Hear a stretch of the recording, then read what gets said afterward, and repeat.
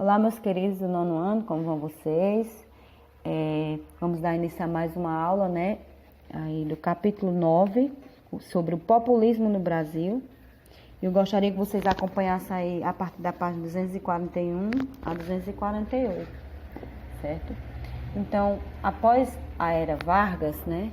O governo de Getúlio Vargas, a posse de Juscelino Kubitschek à presidência do Brasil só foi possível graças ao esforço de Henrique Teixeira Lott. Ele era ministro da Guerra que organizou o golpe preventivo de 1955, o qual acabou com qualquer possibilidade do golpe contra o político mineiro, né? Essa ação foi tomada pelo fato de terem acontecido entre 1954 e 1955, movimentações golpistas para impedir a realização de eleições de 1955 para impedir a posse de JK. Então, Juscelino Kubitschek, vinculado à chapa PSD-PTB, foi eleito presidente após derrotar seus adversários, que eram Juarez Távora, da UDN, e Adhemar Barros, do PSB. Seu governo ficou marcado pelo desenvolvimentismo, ou seja, por posturas econômicas que buscavam o crescimento da economia e da indústria do país.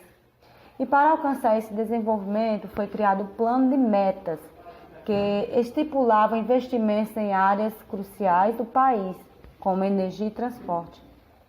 Então, o resultado de 5 anos do governo de JK na economia foi um crescimento anual médio do PIB de 7% e um crescimento industrial de 80%. Outro destaque desse governo foi a construção da nova capital, Brasília.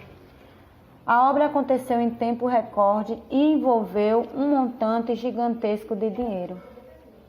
Então, meus amores, apesar dos resultados políticos, esse governo também ficou marcado pelo crescimento de desigualdade social no país e por problemas graves também, como baixo investimento na educação e na alimentação, que permaneceram como gargalos da nossa sociedade. Jânio Quadros foi o primeiro e único político que a UDN conseguiu eleger no país durante a Quarta República. Foi escolhido como candidato do partido por indicação de Carlos Lacerda, que era líder do conservadorismo no país. Na eleição presidencial de 1960, Jânio Quadros derrotou Henrique Teixeira Lott na chapa PSD-PTB e Adhemar de Barros do PSP. O governo de Jânio foi curto, com duração de quase 7 meses. Nesse período, o presidente acumulou polêmicas com a população e com seu partido da UDN. Na economia, ele tomou medidas, gente, que aumentaram o preço dos combustíveis e do pão. Outras medidas polêmicas foram a proibição do uso do biquíni e a condecoração de Che. Então, as polêmicas, como eu falei, foi a proibição do uso do biquíni e a condecoração de Che Guevara, que era líder da luta revolucionária da América. Esse último fato enfureceu seu partido, que era ideologicamente conservador, isolando politicamente o presidente. A saída encontrada por Jânio foi renunciar à presidência no dia 25 de agosto de 1961. E sua renúncia é interpretada pelos historiadores como uma tentativa fracassada de entogolpe. Dessa forma, o país foi jogado em uma crise política sobre a sucessão presidencial. O governo de Jango, apelido de João Goulart, foi um dos mais atribulados da história do país. Sua posse aconteceu em meio de uma campanha política conhecida como Campanha da Legalidade, a qual defendia que Jango, vice de Jânio, fosse empossado presidente do Brasil. A luta entre legalias e golpistas quase arrastou o país para uma guerra civil. Então, Jango assumiu a presidência em 7 de setembro de 1961, em um regime parlamentarista. E apesar dos poderes políticos presidenciais, estarem minados pelo parlamentarismo, a partir de janeiro de 1963, o presidencialismo teve seus poderes recuperados por meio de um plebiscito votado pela população. Então, assim, Jango assumiu, após isso tudo, né? Jango teve poderes para tentar implantar a reforma de base, que é um conjunto de reformas estruturais em áreas vitais do país, como sistema tributário e eleitoral, ocupação urbana, né, etc. Então, a reforma agrária e a forma como ela seria conduzida no país representaram um grande debate das reformas de base, o qual desgastou e isolou politicamente João Goulart. Em virtude disso, seu partido, o PTB, perdeu o apoio do PSD, que se bandeou para o lado dos udenistas. Enquanto as tentativas de reforma eram debatidas, organizavam secretamente no país um golpe contra o presidente. E essa conspiração contava com a participação de militares, civis e principalmente do grande empresariado. Essa conspiração golpista recebeu apoio financeiro dos Estados Unidos, que inclusive injetou dinheiro em candidaturas conservadoras na eleição de 1962.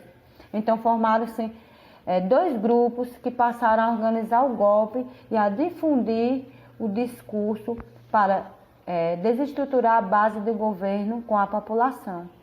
A IBAD, Instituto Brasileiro de Ação Democrática, e o IPES, Instituto de Pesquisa dos Estados Sociais, tinha relação, né, com esse governo, né, com todo esse golpe. Em 1964, dois momentos-chave aconteceram. Em 13 de março de 1964, o presidente realizou o discurso da Central do Brasil, no qual reassumiu seu compromisso em realizar a todo custo as reformas de base. Em 19 de março de 1964, em São Paulo, aconteceu a Marcha da Família, com Deus pela Liberdade, uma resposta do discurso de Jango. Esse evento evidenciou a existência de uma parcela numerosa do país que se alinhava às pautas conservadoras e lutava contra o governo. A continuidade desse processo levou a partir de 31 de março de 1964 a conspiração para a ação do golpe. Então, entre 31 de março e 2 de abril, tropas militares realizaram as movimentações necessárias para ocupar pontos-chave no país. E no dia 2 de abril, o então presidente do Senado, Auro de Moura, declarou vaga a presidência do Brasil, consolidando assim o golpe contra a democracia e contra João Goulart. E em 9 de abril foi decretado a AI-1. No dia 15, Humberto Castelo Branco assumiu como primeiro presidente da ditadura militar. Então, meus amores, após eu dar uma breve explicação sobre esse conteúdo, né, sobre o populismo, que é um conteúdo bem extenso e bem rico, né, e gostaria que vocês relessem, né, todo o contexto, que vocês resolvessem a atividade, né, da página 249 e 250, tirasse algumas dúvidas pelo contexto também, e também podem me procurar para eu estar tirando algumas dúvidas de vocês. Eu espero que vocês tenham tido uma boa compreensão. Então, eu aguardo, né, a resolução dessa atividade, também foto da mesma. Então, até a próxima aula, né, que estaremos com assunto novo. E um grande beijo. Olá.